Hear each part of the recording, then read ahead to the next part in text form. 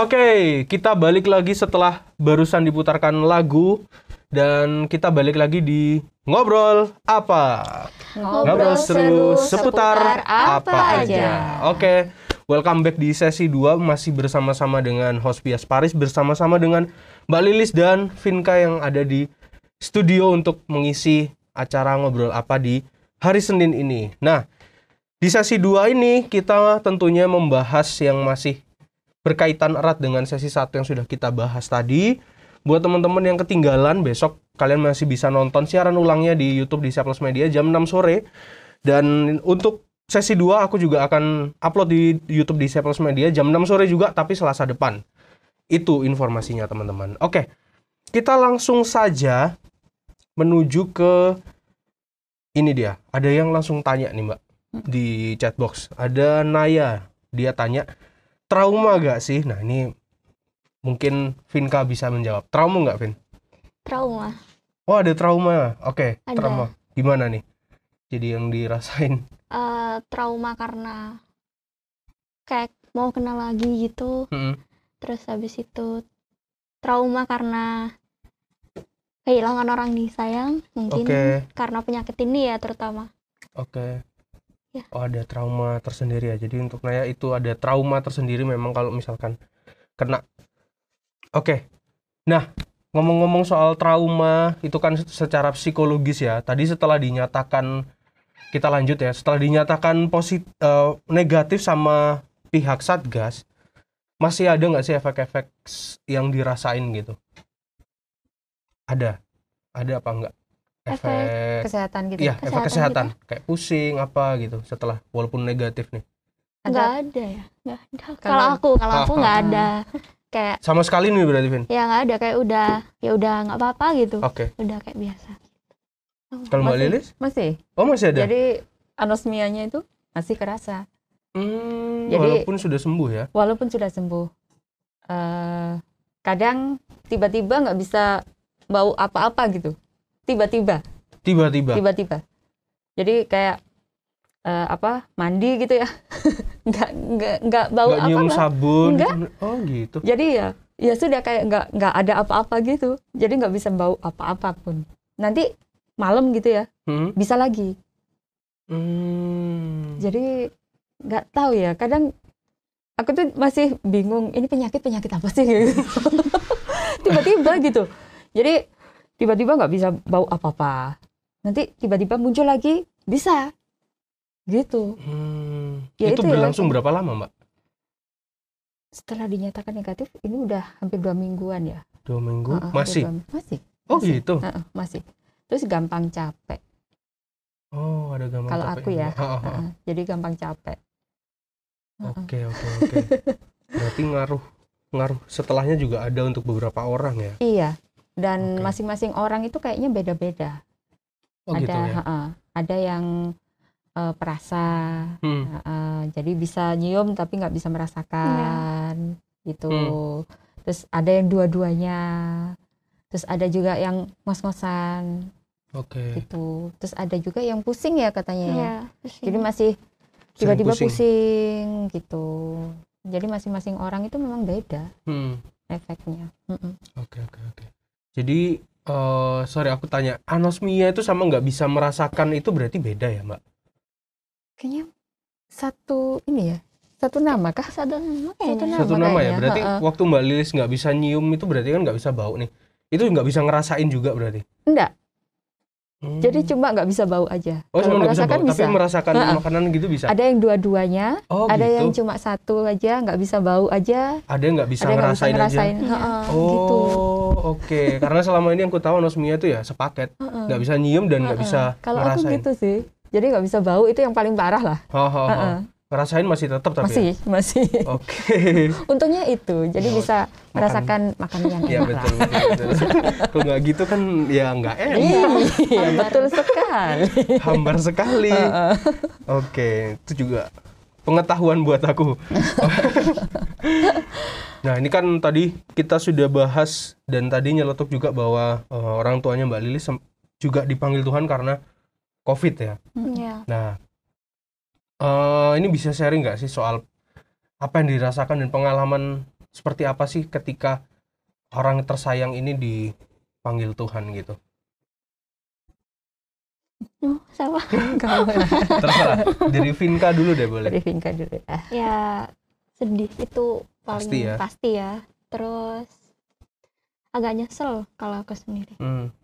Nyesel karena sebelumnya mama, papa, terus Kung juga, terus Mbak itu udah bilang jangan keluar gitu. Oke.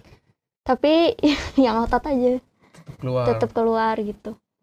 Terus akhirnya ya itu tadi aku kena, semua jadi kena.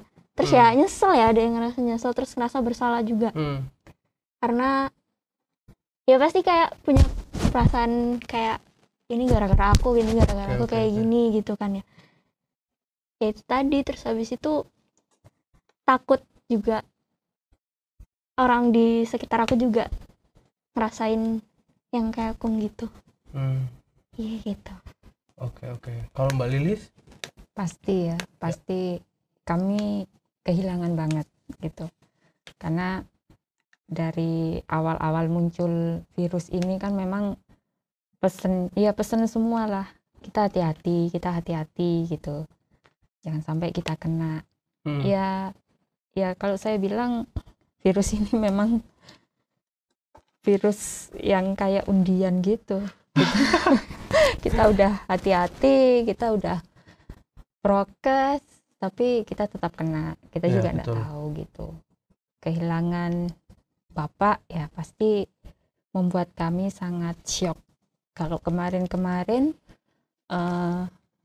kita dengarnya, kita lihat cuma di berita gitu kan, banyak sekali yang meninggal karena COVID gitu kan.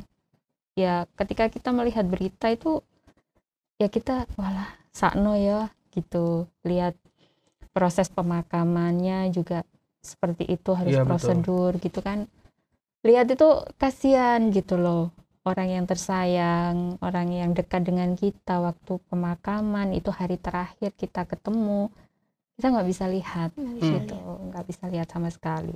Nah itu sangat apa ya, buat saya apa ya, bikin benar-benar shock, benar-benar kehilangan gitu. Karena apa, sebelum bapak meninggal itu malam itu sempat masih saya lihat bapak masih baring, masih dengan ketawanya gitu kan, walaupun saya nggak lihat langsung gitu kan, karena memang nggak boleh dekat gitu, karena dia pikir kan saya ini sehat, jangan sampai dekat gitu, nanti kamu ketularan gitu kan.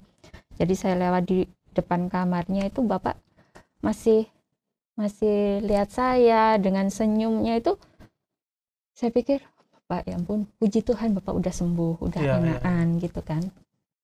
Terus akhirnya pagi ya saya bilang subuh itu tiba-tiba ada sesak nafas, itu saya langsung deg gitu loh.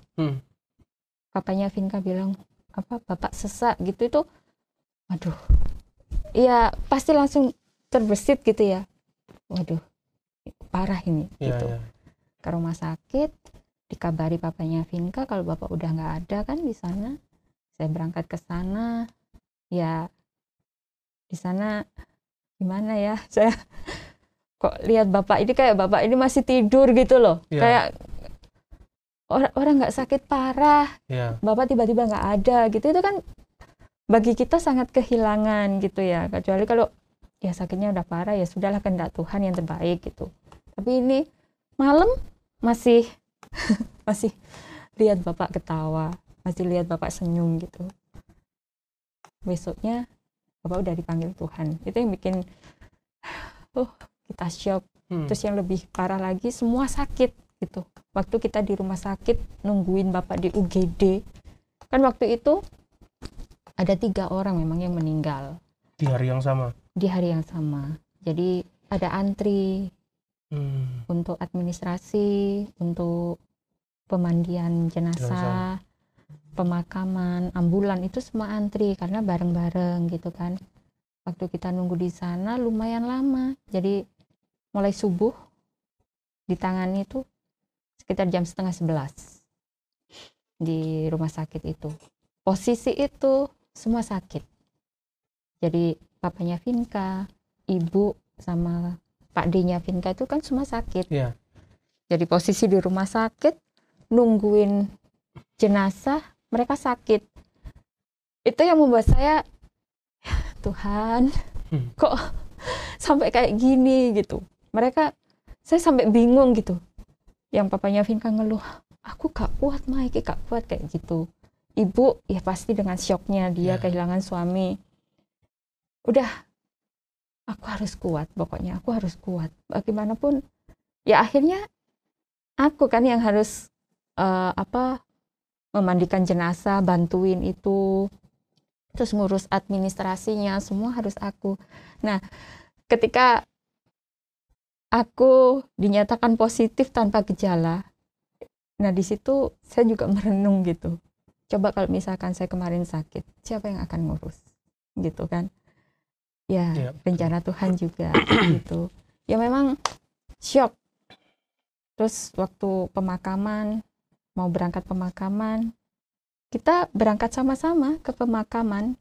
Kami di belakangnya ambulan ngikut. Tapi ambulan belok ke pemakaman, kita harus pulang tanpa kita ke pemakaman, dan kita nggak tahu prosesnya kayak apa. Nah itu yang apa ya rasanya itu nyesek gitu loh. Aduh, pemakaman biasanya kita tahu sendiri kalau normal biasa kan kita menghadiri, kita doa bersama di pemakaman gitu kan. Ini kita nggak bisa. Jadi yang di sana cuma ya yang mendoakan sama satgas COVID-nya itu. Jadi benar-benar kita shock, kita kehilangan, itu pastilah, sangat pasti itu membekas gitu ya, membekas banget gitu ya, sangat shock pasti Mbak ya, pasti karena rupanya rentetannya cukup panjang sekali ya. Dari hal yang nggak kita duga tentunya, dan memang nggak bisa dilihat kan virusnya itu. Benar sekali. Nggak bisa dilihat, jadi kita nggak bisa menghindar. Iya. Oke. Nah ini kita lanjut lagi ya Mbak ya. Dari kejadian yang nggak baik itu, atau kejadian yang pengalaman yang kurang pasti nggak diinginkan tadi itu, pasti ada hal yang baik yang mungkin Mbak Lilis dan Vinka bisa bagikan untuk teman-teman nih. Apa ini kira-kira ada pengalaman dari kehilangan itu? Apakah ada hal sisi apa ya? Oh rupanya puji Tuhan gini gitu, ada nggak? Kalau buat aku ini pas isoman itu ya. Pas isoman itu bikin aku jadi introspeksi diri. Pokoknya ya mungkin Tuhan nyuruh aku buat kayak merenung gitu kan. Mungkin selama ini masih sibuk sama kegiatan sekolah, jadi kayak nggak sempat buat ngerenungin gitu. Jadi dari situ aku renung pokoknya banyak hal gitu. Terus akhirnya sampai aku nggak ada itu aku ngerenung kayak aku mau berubah jadi lebih baik lagi gitu Kak. Terutama kalau misalnya mama bilang apa gitu, kalau nggak boleh ya aku nggak boleh gitu. Jadi nggak boleh ngeyel gitu. Ya kan? Betul. Di situ. Terus habis itu dari nggak ada nyakung, aku jadi lebih gimana ya, jadi kayak motivasi gitu Kak, biar aku sekolahnya tuh lebih giat lagi gitu. Pokoknya terus berbakti sama orang tua juga, sama keluarga, jadi kayak gitu. Oke. Mantap. Kalau soalnya ya kemarin kan dia ngeyel gitu, kalau dibilangin jangan ngotot aja dia gitu, bandel ya, jadi ya pasti ada hikmahnya, setiap peristiwa pasti ada hikmahnya. Kalau saya pribadi kayak gini, mendekatkan keluarga. Otomatis kalau kemarin kan mungkin sibuk ya, kalau jarang kumpul bareng. Sibuk dengan pekerjaan, sibuk dengan ya keluarga kami sendiri gitu kan. Karena kan kami nggak satu rumah sama bapak sama ibu. Yeah. Nah kalau sekarang bapak nggak ada, otomatis kami harus menemani ibu. Jadi kebersamaan itu yang bikin saya kadang, oh iya ya, ada hikmahnya. Coba kemarin kalau misalkan bapak masih ada, udah sembuh semua gitu, mungkin ya kita udah kembali ke kayak kemarin gitu. Tapi kalau sekarang kita lebih banyak ngumpul. Terus Pak D-nya Vinka juga sering gitu, sering datang. Jadi kita ya sering ngumpul lah gitu jadinya. Terus kami, kalau saya pribadi kayak gini harus apa ya, lebih mendekatkan lah ya sama Tuhan gitu sama ya, Tuhan, sama Tuhan. Karena apa ya, ya sama sih Vinka merenung tentang masa depannya. Yeah. Ya kalau kami juga itu merenung, kadang ya jadi yang terbaik lah, harus dekat dengan Tuhan juga, berserah lah berserah sama Tuhan gitu. Yeah. Jadi lebih dekat. Kayak ibu juga saya lihat akhir-akhir ini juga semakin dekat gitu. Jadi frekuensinya untuk apa ya dengan Tuhan itu lebih sering gitu. Iya.